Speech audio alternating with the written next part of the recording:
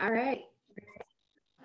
All right. So, hi, Lanny Collins. Welcome. I'm the Reverend Jane Gober. I'm the rector here at Christ Church. And we met a number of years ago when you tried to retire to Walla Walla.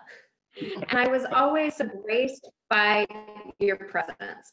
So, if you could tell the folks here gathered a little bit about why I know why I reached out to you, but you have some suspicions as to why I reached out to you for this segment of our Lenten series about prayer that's beyond just decoding the words and reaching out to you about music. Well, actually, I have a piece about that within the presentation. Okay. And I have sort of planned my comments around the agenda you gave me. Okay. I want to check with you and see where we are on that agenda at this point.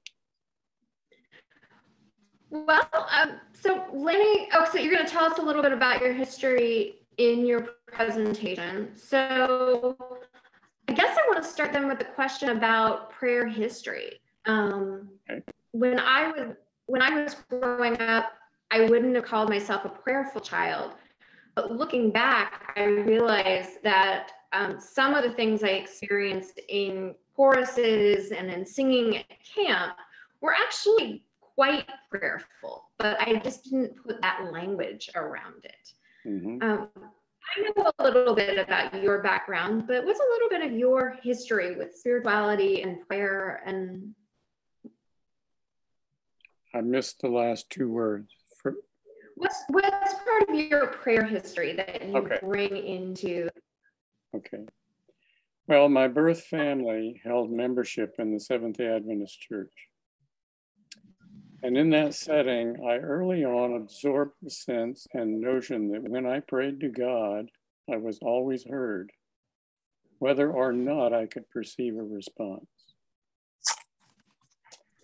And at age 12, I remember my struggle with deciding to be baptized. I sensed it as an important event in my life and that my intention should be considered seriously. Fortunately, while my parents were urging me to be baptized and putting pressure, when I expressed some hesitation to our pastor, he wisely counseled my parents that they should wait for me to make the decision without pressure. And I've always appreciated that course that he took. And shortly after that event, I remember in personal prayer making the commitment to follow and obey Jesus and the Holy Spirit's prompting. And that experience has remained a monumental experience in my life. Probably much like Israel's experience at the Red Sea when they built an altar or other memorial altars built at important points by the patriarchs. So in deep prayer, for me, there's a quiet calmness that I sense with an openness on my part, listening for inspiration and direction.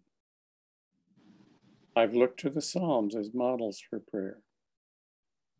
And several years ago, I developed a practice in which I take a psalm or a biblical verse and restate its promise as a personal request. For example, from Isaiah 26:3, which says, "Those of steadfast mind you keep in peace." And I changed this in prayer to a request that God make my mind to be stayed on him and that he give me perfect peace. Another example comes from Psalm 37, verse 4. And it reads, "Rest in the Lord, and he will give you the desires of your heart." My prayer request becomes, "Let me rest in you, that you may give me the desires of my heart." And by that, I mean, I want him to place the desires in my heart. One other example, Psalm 13:5, "But I trusted in your steadfast love. My heart shall rejoice in your salvation. and I couple that with Isaiah 49:17. I am the Lord your God who teaches you what is best for you, who directs you in the way you should go. And these become, make me trust in you, that you may direct my path and give me your salvation. In terms of any images in prayer, I call up the memory that I am on holy ground. That's probably the closest I come to having an image. That's a beautiful image. So part of the reason I reached out to you is you are an extraordinary organist who is also deeply spiritual and deeply kind. And so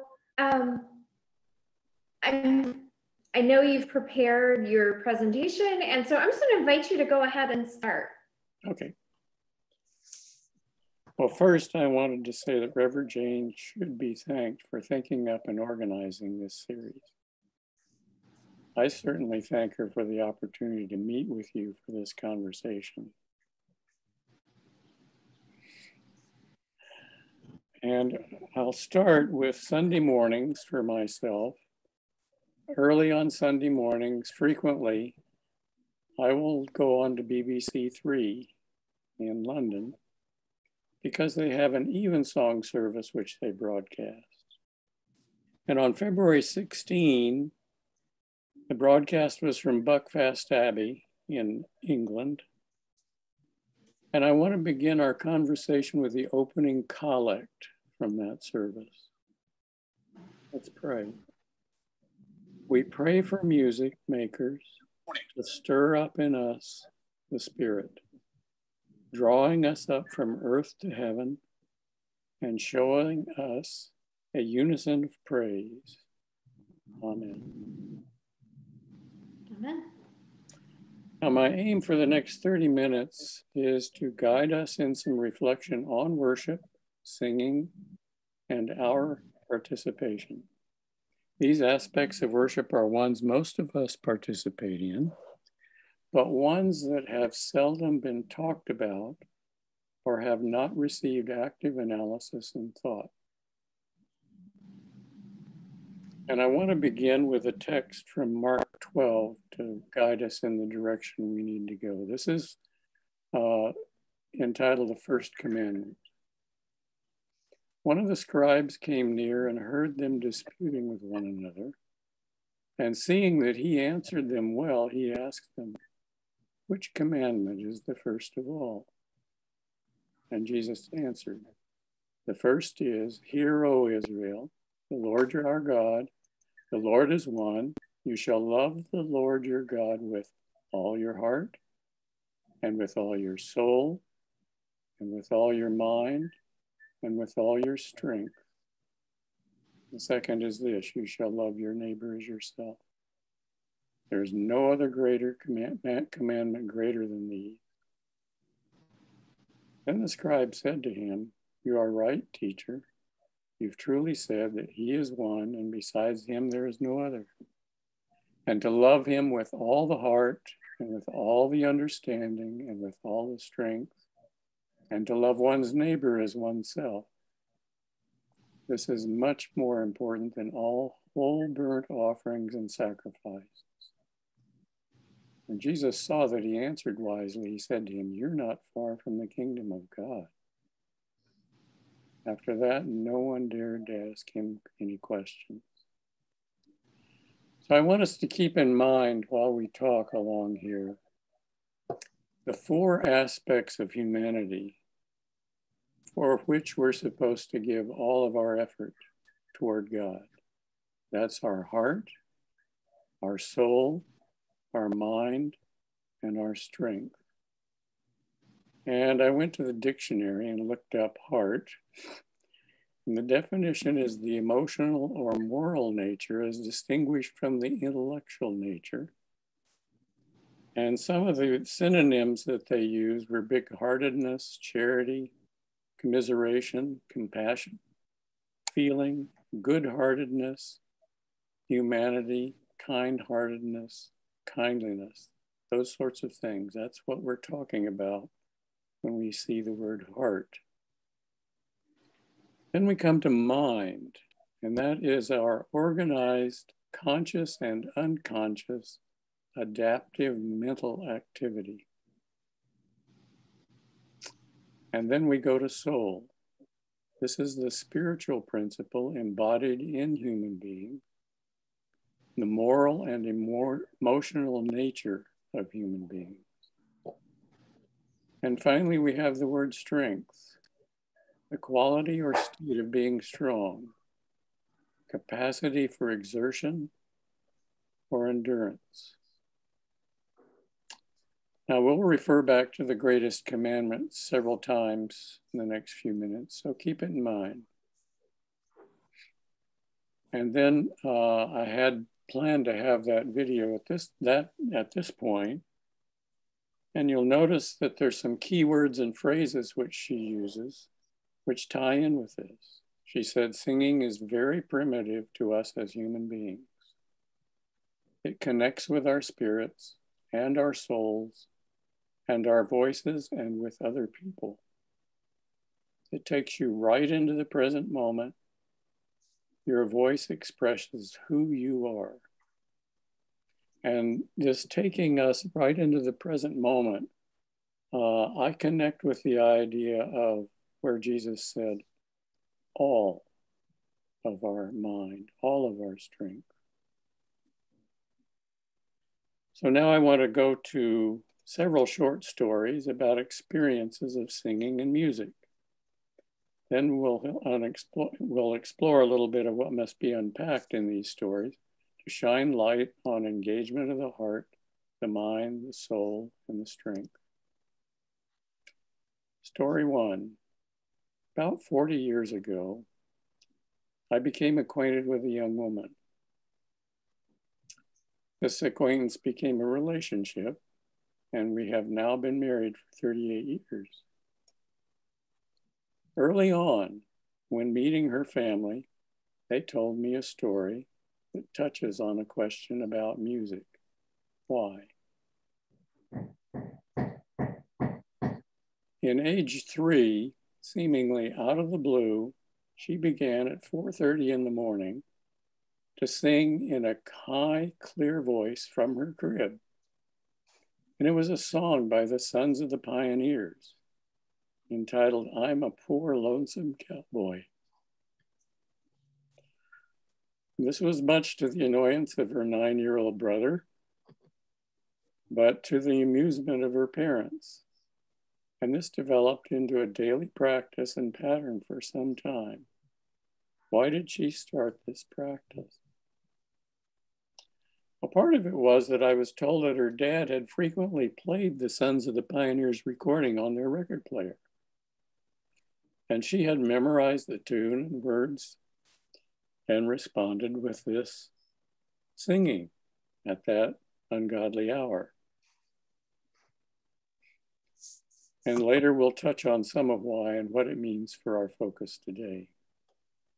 Incidentally, she, after becoming a registered nurse at her parents' insistence, returned on her own to complete a bachelor's degree in voice performance, and among other things, sang soprano as section leader in Portland, Oregon's Trinity Cathedral for 32 years. Now my second story. This comes from the book A New Song by Jan Karon. This is the 5th novel in his beloved Mitford series. And it's exchange that took place between Father Tim, who's one of the main characters, and a neighbor who lived next door to him by the name of Morris Love. Father Tim had gone to the coast of North Carolina as an interim in the story, and back and forth between the neighbor who was a recluse, but who Father Tim could hear him playing organ in his house.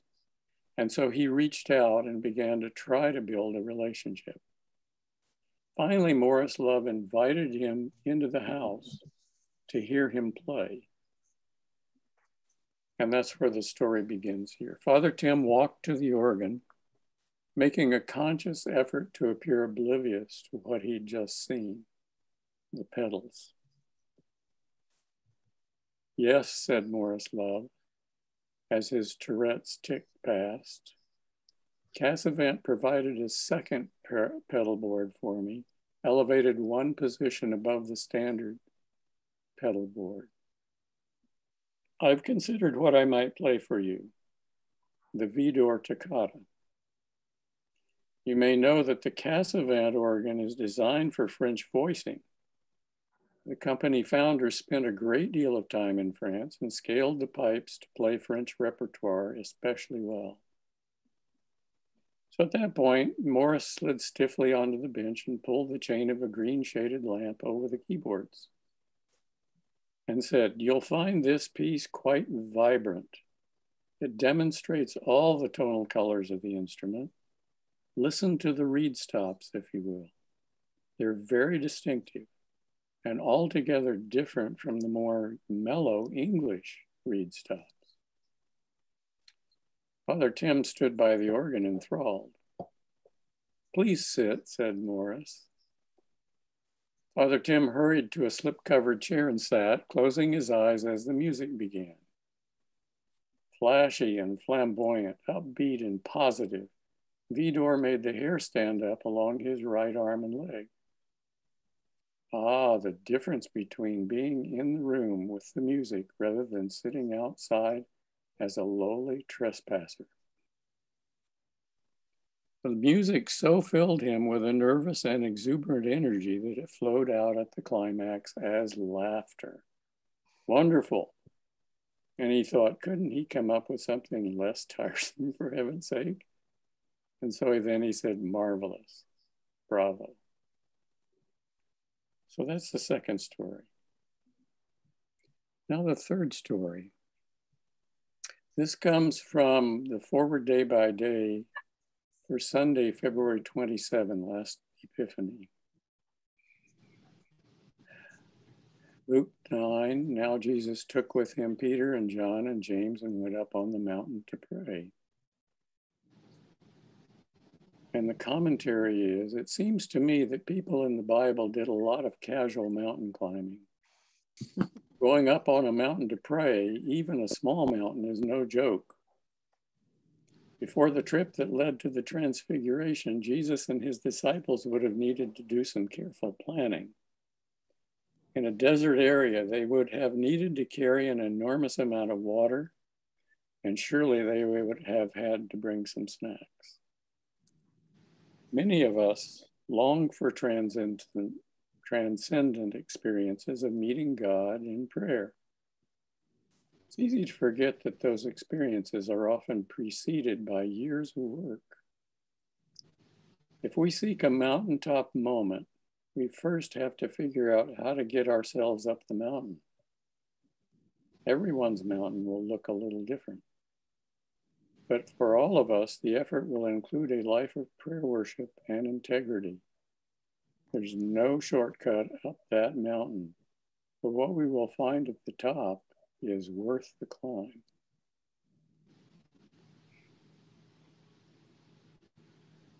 I'm going to read, this is story 4 coming up. It has to do with Solomon building the temple and finishing the temple and the festivities once it was completed.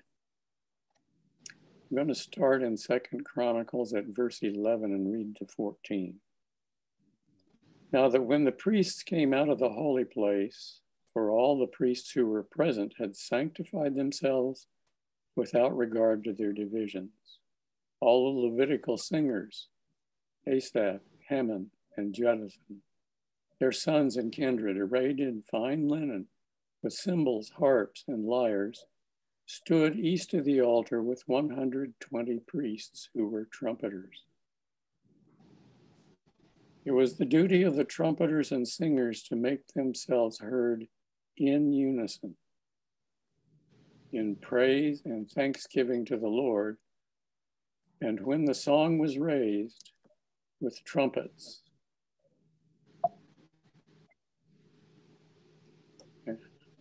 For he is good, for his steadfast love endures forever.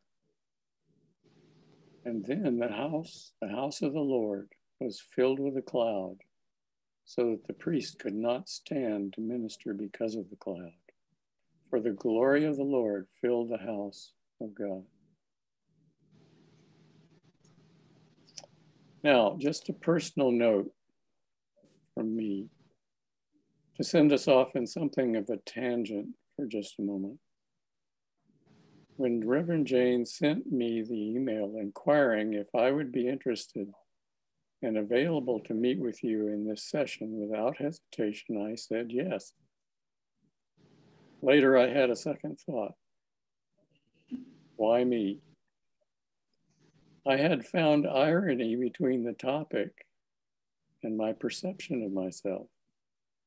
Namely, I don't sing very much. And I've not trained as a singer. I sat with that thought for a while and then realized that some of my experience has qualified me. In college, I earned tuition and board by playing piano for voice student lessons and recitals, faculty recitals, choir rehearsals, and performances. The teacher in whose studio I accompanied had been a student of Joseph Klein. More about him in a minute. Further, I've accompanied choirs for about 65 years now. And I've listened many hours to recordings of great singers from those of the late 19th century on.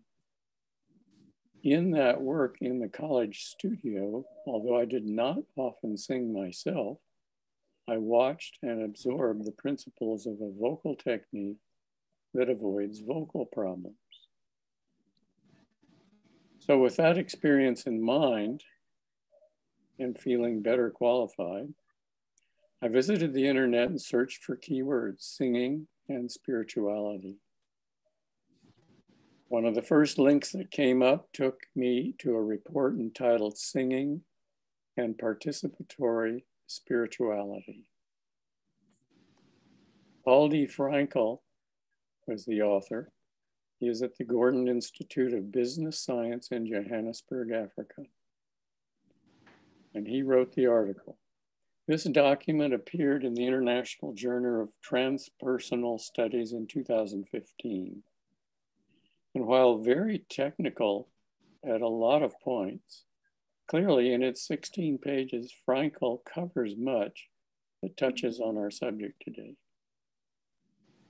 The report tells of an intuitive inquiry that explored the peak experiences, plateau experiences, and consequent transpersonal growth of 9 classically trained singers, including the researcher, and 1 advanced practitioner of sacred chant.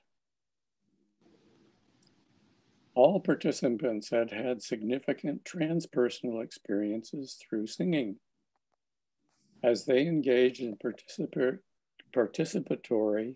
connected, and often passionate knowing that involved not only the opening of the mind, but also of the body, heart, and soul in relationship with the community and connection with their environment.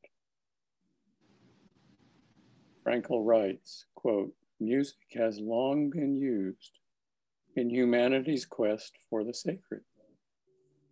This research, which he did in 2011, looked at the transpersonal implications of singing. One of the most ancient musicians is the singer, and one of the most ancient musical instruments is the human voice. The singer is different from other musicians, for the singer is both the musician and the instrument. The voice is an instrument that may potentially express the inner self. And he repeats and says, the self, and he capitalizes F, the S at the beginning. I take that to mean he's talking about spirit or soul, mind, heart, and body of each singer. Now, most of the training by the great teachers of voice focus on the technical training of the voice. The teaching literature seldom addresses the singer's perception of spiritual and emotional qualities of singing with any depth. And even when it does, it's often from the listener's perspective, the experience we have when we listen to music. The great singing teachers seldom directly address the relationship of self, and here again it's with a capital S and voice. The literature does, however, sometimes hint at this relationship or mention it in passing. For example, the book by prominent US singing teacher Joseph Klein, who I mentioned a minute ago, and he wrote this book in 1967 entitled Singing Technique, How to Avoid Vocal Trouble, demonstrates a method that is deeply embodied and profound understanding of the human condition.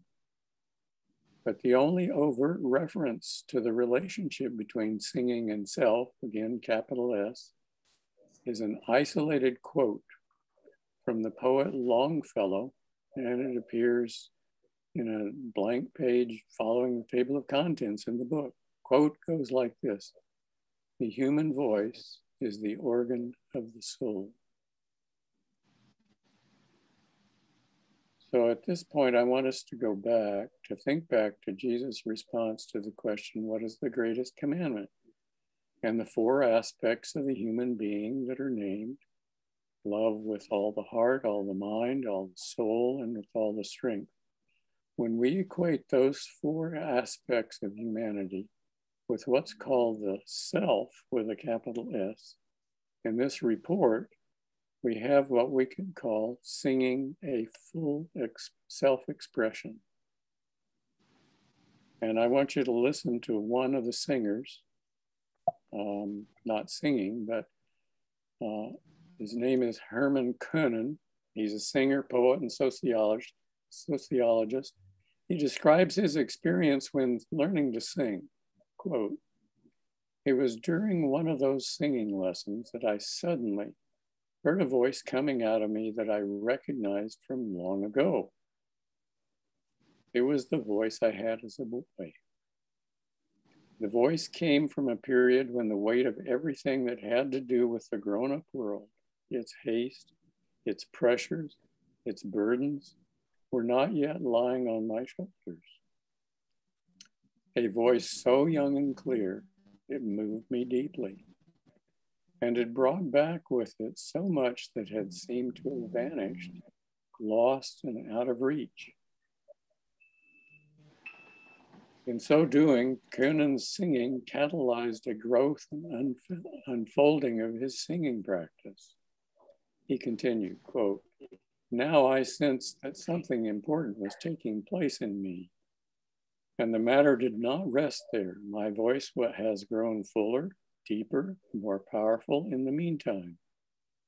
The process has continued. It does not stop.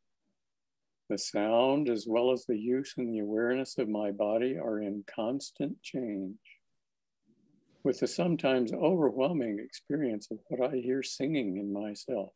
It is I, as a whole, as a person, that changes. I enter a different consciousness, more here and now, more earthy. At the same time, during precious moments, lighter, happier, with sparkles of a fire that I would call heavenly. I see how the new use of my voice has integrated into my work and helped directing it towards what I feel is my individual path. My own psycho-spiritual experience of singing has inspired the topic of this research, and this is the author of the article again speaking. For it was through singing that I began to understand and differentiated self-centered action from action that results through being, and that's with a capital B. Sometimes when singing, I would experience an eminence of soul, a profound expression of my being that would come through so long as I did not interfere with it. This eminence of self, and here he capitalizes, or soul, I find to be deeply transforming. There's an embodied and powerful presence that enters my space sometimes when I sing in this way. A knowledge or an experience of something ineffable, transpersonal, part of me yet far wider and inclusive. A voice soaring sometimes wonderfully alone, sometimes in community. For others, whether silently listening or in song, will in some way join in this most powerful singing. Singing has become a way for me to dip into my being, to contact an elementary, authentically, and the simple, sometimes paradoxically painful exhilaration of being alive. So I'm coming back now from that article, but the article explores other dimensions of what may go on in singing, besides the awakening and transformation of the self, all arising in different locations, such as other individuals, relationships, communities, or places. These events are participatory, in that they can invite the generative power and dynamism of all dimensions of human nature to interact with a spiritual power in the co-creation of spiritual worlds. So now in closing, I want to leave you with two short quotes. First is by St. Augustine, a bishop in the early church. He said that he who sings prays twice. And then the second quote comes from a person by the name of T.A. Sullivan, an author, life coach, and intuitive. And just a brief word about her, which is kind of interesting. She's an award-winning author. She was born in the backseat of a cab, and she has continued to be unconventional in all that she does. She has worked as a technical and marketing writer, which taught her much about turning boring into readable. So here's her quote. Singing can help you feel free and open your heart, mind, and soul so that the energies within you can flow easily. Singing can also create sympathetic vibrations in your body that boost your emotional, mental, or physical energies. While listening to others sing can have a similar effect. Singing the songs yourself especially create a bond between the notes and your body's energies. Therefore, we should all do a little more singing, whether we sound good to others or not.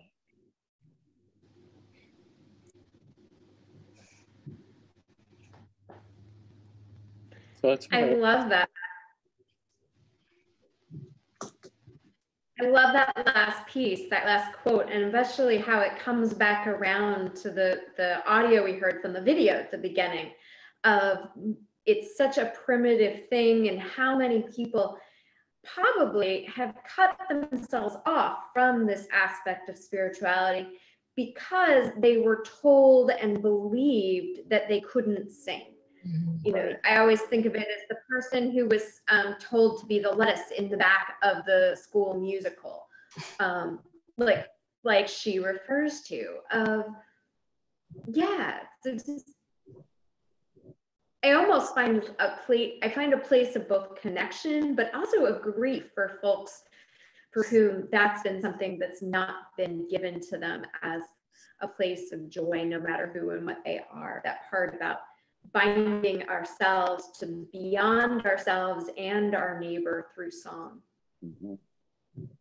In that article, there's quite a bit about that type of experience, but I didn't figure we had time to actually get into that today.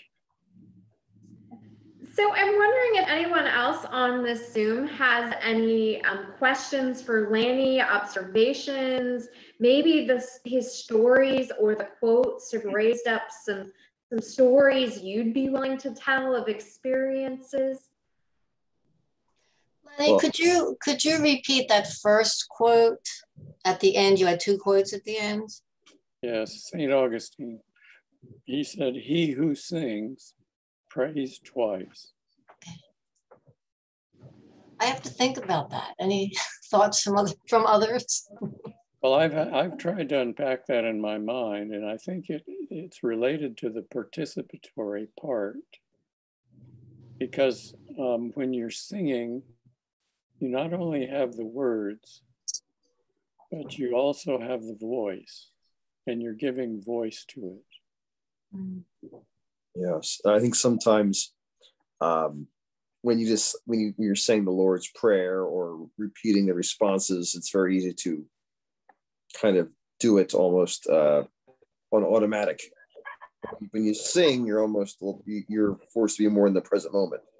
Yes, and particularly in hymns, we could probably ask for one of us to quote a psalm without looking it up and have difficulty.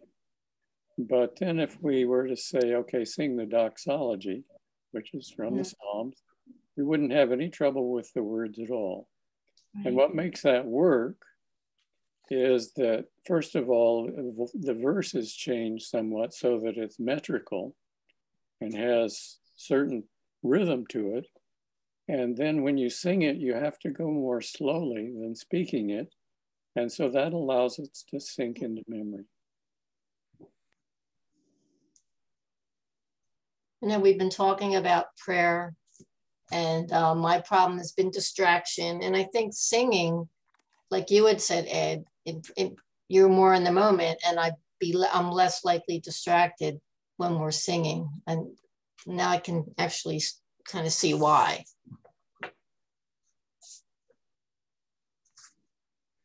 I just have a question for Ed, because Ed is such a wonderful musician. Do you feel this when, like, you're playing your instrument, your trumpet, or other things that you do? Yeah, like, well, when I'm playing for church, yeah, I feel like there's like a expression of soul happening. I mean, sometimes it's when you're playing things you played multiple times. It's like it's easy to kind of just almost go through the motions. But like when I'm playing for like a service or something, it's definitely like I feel like it's kind of like I'm singing with the trumpet. Well, I know when I've heard you, Ed, and sometimes it's at funerals or during another type of service. I mean, people are totally stopped and listening. And that's I don't know if you realize that or not. And that's part of the participatory experience that was being described in that article. I mean, everybody is gathered into the experience. Mm-hmm. Yeah.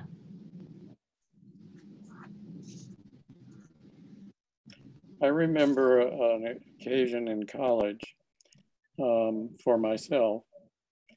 When I went there, I had been mostly playing piano in gospel style. And one of the first weekends I was asked to play the piano at a Vespers. And the following Monday, I got a call from one of the voice teachers asking me to come and talk to her. So I went to her studio, and she put in front of me a copy of Handel's Messiah. She said, "Play some of this for me." So I played it for her. She said, "You know, you're going to do very well here in this program." But she said, "You're not going to be able to play gospel style because it's not accepted at the college level." So there have been all those kinds of experiences. And one of the things when I started to work with classical music was I no longer seemed to feel the same emotional attachment that I felt in the gospel playing. But then I realized that all of a sudden my mind was more active with the material. And I discovered that all four aspects of being human could be brought to bear in the music, where I had not been doing it when I was playing gospel style so much. It was all emotional for me.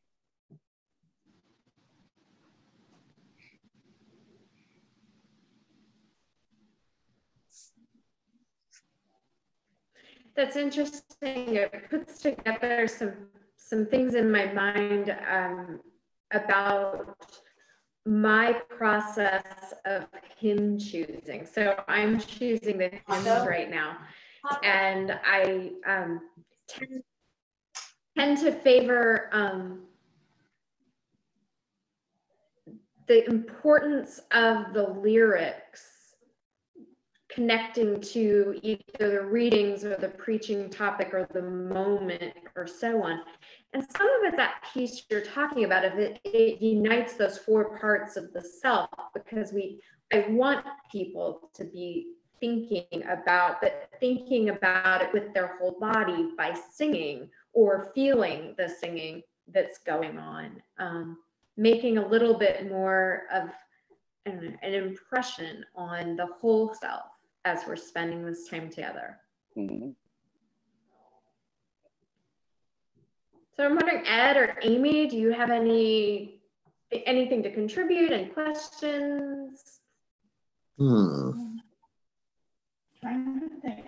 I do like listening to Lanny there, just the four aspects of yourself when you sing. I do sing. I started out singing as a way to learn how to rebreathe because I had very bad lung disease at a very early age, and singing was a therapy. So you learn how to control everything, and then just from singing though brings out a difference in the person. You can be very hidden when you're out and about and in real people. When you start singing, you get the changeover, especially when you're singing, especially the hymns and the psalms. A lot of times when I read psalms, I'll just get a tune and I will sing a psalm because they were supposed to be sung from what I learned. But there's not music, and I'm not a super great music reader, but it just gives you a different sense of belonging and a connection that you don't have when you're in the world per se with every day and noise. Singing isn't noise, no matter how good or bad as some people say they are. I don't believe that there's a bad singer, which I keep telling a lot of people to please come join our choir because there are no bad singers. But it's just a different, it takes you to a different plane when you really are hearing the music and then you get to vocalize music and the instrument. And that might be what someone just needs to hear. And it's nothing flashy, it's nothing big, it's just they hear something and it speaks to them. And that's the joy I get out of singing a lot. Ed, how about you? Well, thinking about singing, I've sung in choirs before. There's something about just it's like pure expression of emotion or acclamation. Like especially our closing hymns. Like when you sing I feel like it's everything's coming out. It's not just me going through the motions. It's me. I feel like I'm really expressing joy when I'm singing, especially our recessional hymns. Mm-hmm. There's something about it. There's something about especially familiar hymns. I feel like I think more about the words, the lyrics, and if they are from the Psalms, I know those Psalms better. If that makes sense. Mm-hmm. It's just more like pure expression of emotion. Mm-hmm.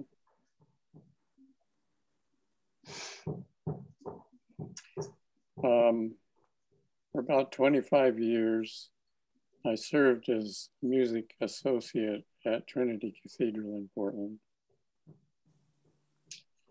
And the organ itself stands in the front of the cathedral, but it's behind a reredos, so no one in the congregation can see an organist that's playing. And after playing for a few years, people would come up afterwards and said, I knew that was you playing. So that's the self-expression part. Myself was being expressed through the music and the organ playing, and the congregation became aware of it. And this is critical in an organist because If they don't have the leadership and the depth of soul, then the hymn singing can become dull and boring and without energy. So it's critical that everybody involved in the music is going on all four burners, so to speak.